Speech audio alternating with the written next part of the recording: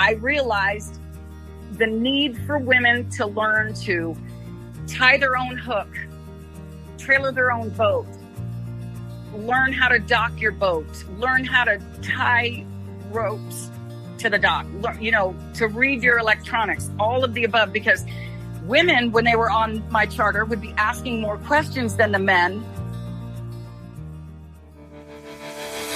Welcome to the Woman Angler and Adventurer Podcast, inspiring real women with a passion for fishing and the outdoors to go get their adventure on.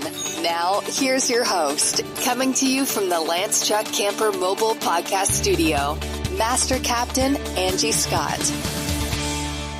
Welcome, everyone, to this week's episode of the Woman Angler and Adventurer Podcast. I have a special guest with me this week, charter captain down in the Apollo Beach, Florida area, Lori Hall. Welcome to the show.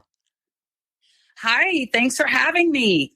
Yes, my pleasure. So you've been at this quite some time, so I'm excited to introduce you to the Woman Angler and Adventurer audience and share your story, and I'm sure very inspirational. And you also do some other things in the industry that I definitely want to touch on that I think are really important. But before we get into all that, would you just kind of give us a little background on yourself and how you got into this whole thing? Sure. I grew up with lots of brothers, and I was always a tomboy, and we fished quite a bit, but it wasn't until I got out of high school and moved from Fort Lauderdale to the Tampa Bay area that I started taking fishing seriously. I ended up meeting a great group of people who were like-minded and loved to fish. And once I started doing it on the regular, getting out with people that were really good at fishing, my game picked up, and I realized, wow, this is something that I'm really, really good at. Nice. And, I wasn't a great scholar in school. I wasn't, I was a medium athlete. I wasn't anything, spectacular. So when I grabbed onto fishing, it made me realize, wow, this is going to be it for the rest of my life. Great. So I then started first mating for some of the best fishing guides throughout Tampa Bay. And we would spend the summers in Boca Grande, Florida, which is the tarpon capital of the world, and compete during tarpon season. Mm. And we won some really good money. We won boats, stuff like that. And then that just led me into becoming a captain. Nice. And I was probably, with the exception of a few ladies, one of the only full-time female fishing guides in Tampa Bay. Oh, wow. And, it started off a little bit slow, but once, people would book me again or recommend me to somebody else, I started to become extremely busy. And it's just taken off from there. Nice. So, what a difference in coasts it is, from Fort Lauderdale over to the Tampa area. I personally am drawn to that area more so. I don't know what it is about it. What do you think it is about the Gulf in that area that's so exciting? I think it's just exceptional because you can, in the same hour, fish in 3 feet of water, catching snook, trout, and redfish, to making your way into the middle of the bay to catch grouper, snapper, cobia, to the bridge to catch tarpon, and then offshore to catch a plethora of different species. And you feel like you're in different places every time you're out. Yeah. It's so much fun. All the variety right there. So tarpon still on my bucket list. So maybe we'll have to make that happen at some point. Oh, wow. Yeah. That's my specialty, and that's what I love more than anything else. Oh, awesome. Yeah. I've seen them. I've been around them. I just haven't caught one yet. So that would be super exciting. So early on when you were first getting started doing these charters, I mean, what was your clientele like? Was it a mix? Was it mostly men? Did you have any women reaching out because you were one of the only female options in the area? I would say in the beginning of my career, it was the older gentleman who probably didn't want to be, yelled at or didn't want to feel pressure, from a male captain. Maybe not necessarily the best of anglers, but they just wanted to get out and learn and spend time with their friends and that type of thing. And then that led to, well, you should take my daughter and her family out fishing. Mm-hmm. That type of thing. Yeah. So my clientele now is people from all different ages and walks of life, which is wonderful. And I have the very serious angler that wants to go fishing. And I have the family that just wants to have their kid bend a rod. Mm-hmm. So it's just been beautiful. And I'm a people person, so I am involved. When you're on my boat, I am totally involved with who you are, what you do, what's going on in your life. And then I've just maintained those relationships year after year after year. And I think back now, when I was taking those older gentlemen, I'm like a third generation of those clients. Yeah. And it's the most beautiful, rewarding thing. And it's amazing to take people that have never caught a fish in their entire life, and they're happy with no matter what they catch, and the excitement in a child's eyes, to the serious angler that you put pressure on yourself to get out there and get them their biggest redfish if you're in a tournament, and get them their biggest snook, that kind of pressure. So I have a great balance of all of the different, genres of fishing and what it brings to the table. That's amazing. And I think it speaks volumes for you as a captain to have generations of clients coming and, passing on the word to their family and friends.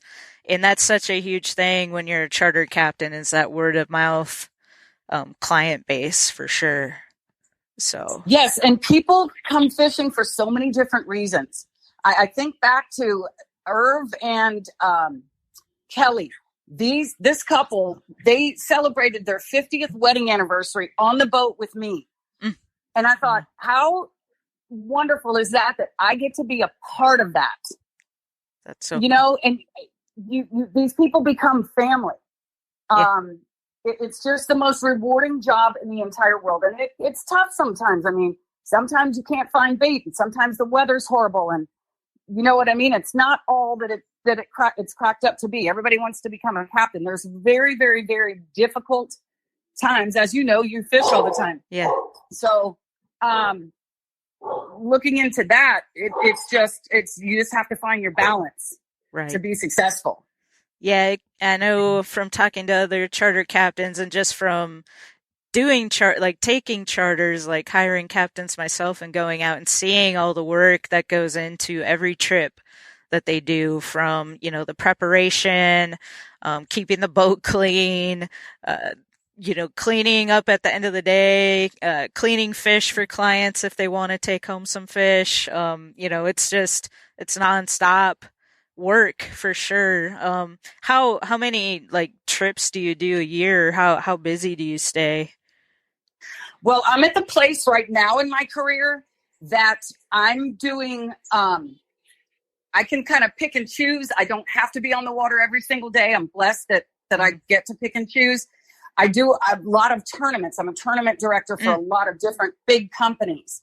And I make a lot of money doing that. So that takes up a lot of my time. My charity takes up a lot of my time. I have a huge fishing club. So I'm in the industry, if you will, but I'm not grinding out like I had to back in the beginning. Right. If that makes sense. Yes, absolutely. In South Dakota, hunting is our shared legacy, something everyone can be a part of. That's why we're focused on making our fields a welcome place for everyone. See how at huntthegreatestsd.com, where you can hear stories from sportswomen and learn what makes South Dakota the world's pheasant capital.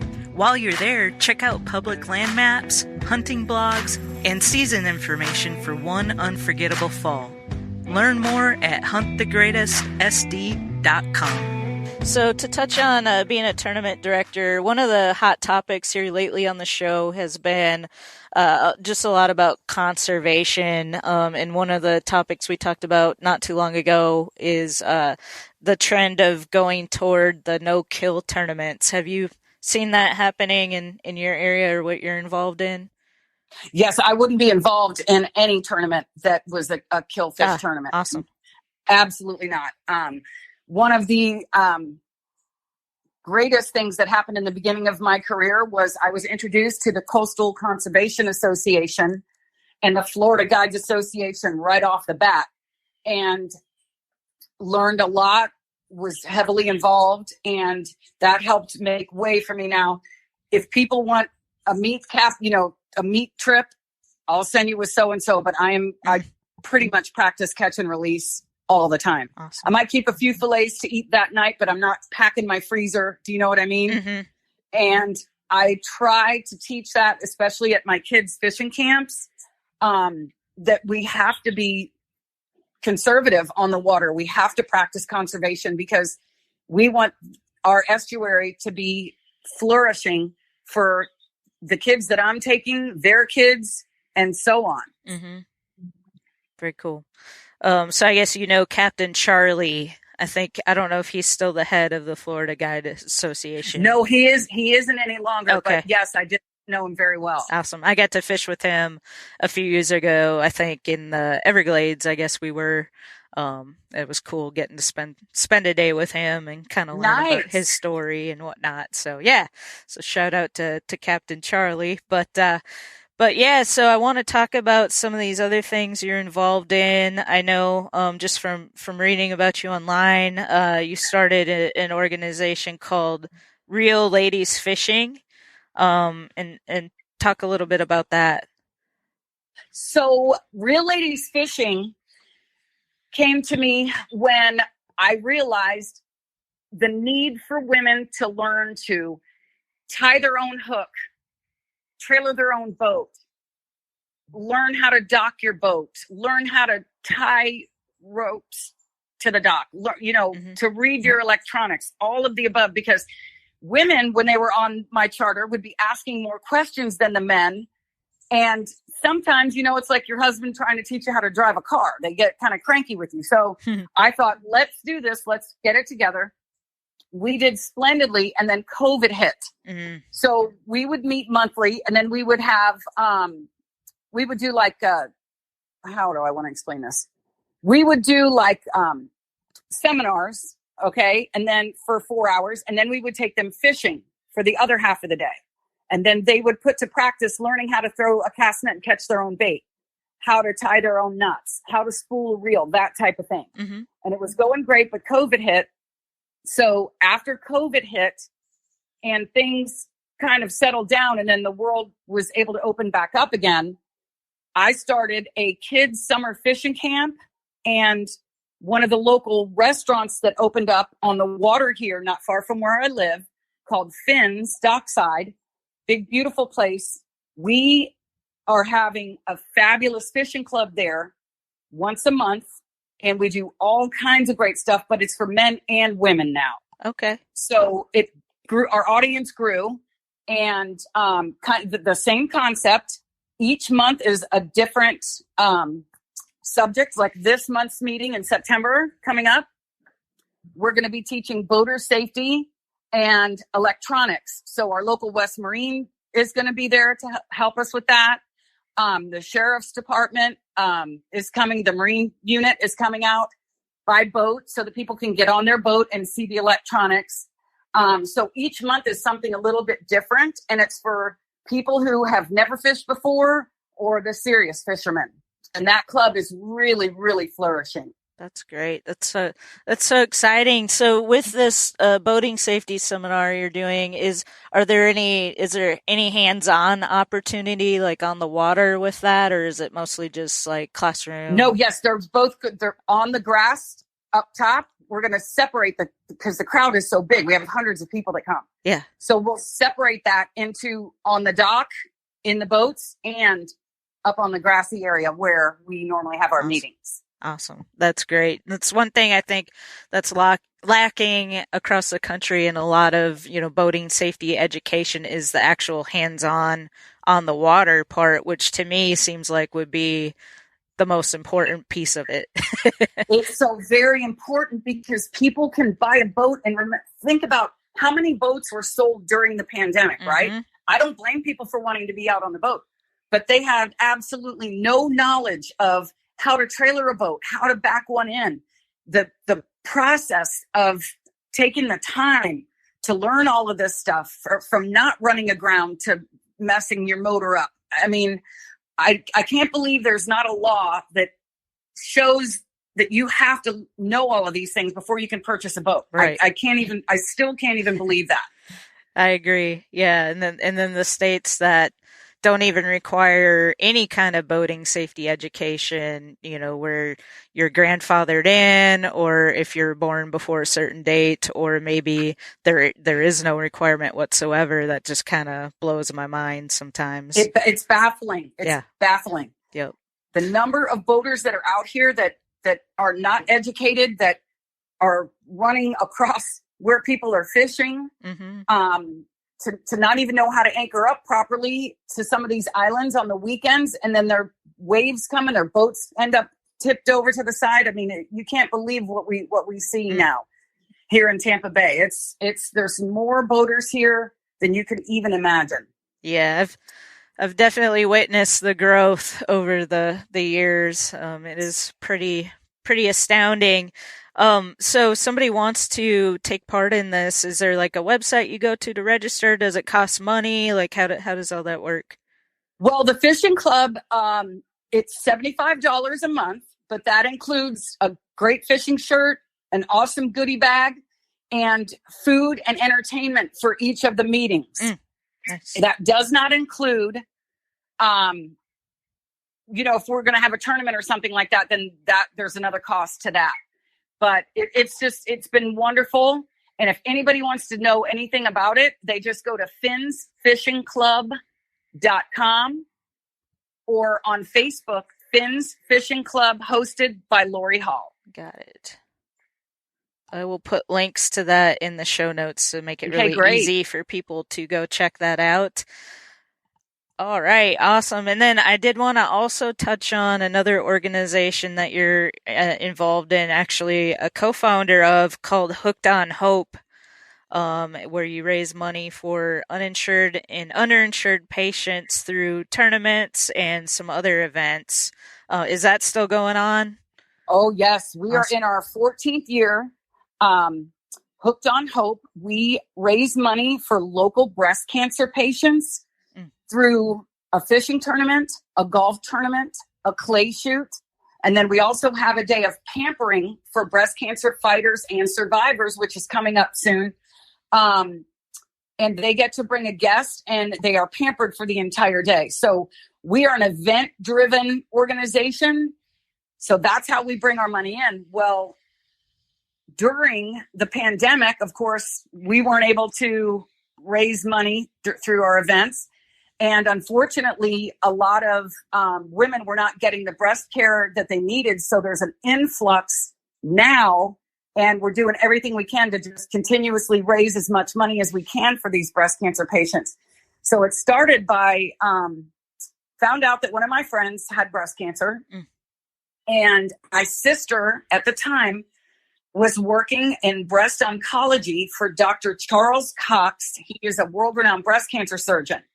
She was also on the board of directors for Susan G. Komen. We did our first tournament for Susan G. Komen, and then realized that none of the money stayed in our community. So we thought, let's just start our own nonprofit, which took about 9 months.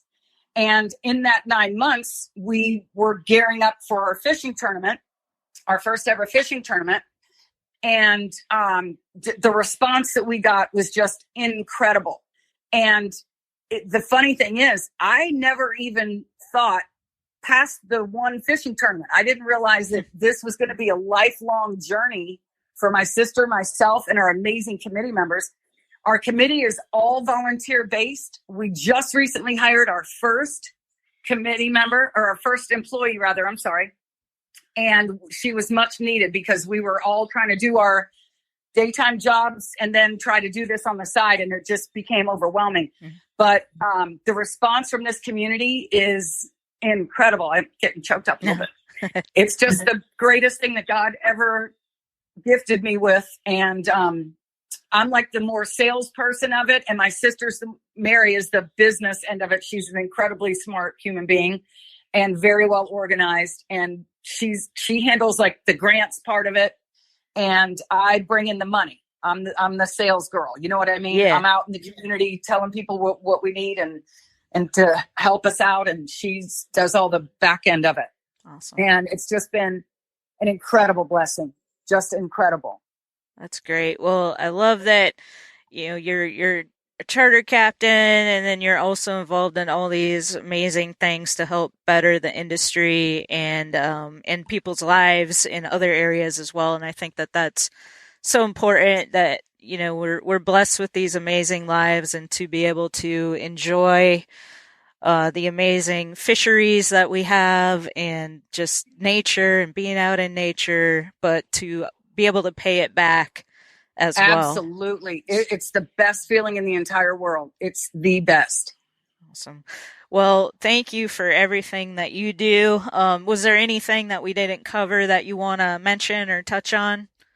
No, I think we touched on everything. Awesome. Well, I just want to thank you so much for taking some time out of your day to be on the show. It was a pleasure chatting with you, and I really hope to get to meet you in person, hopefully this winter.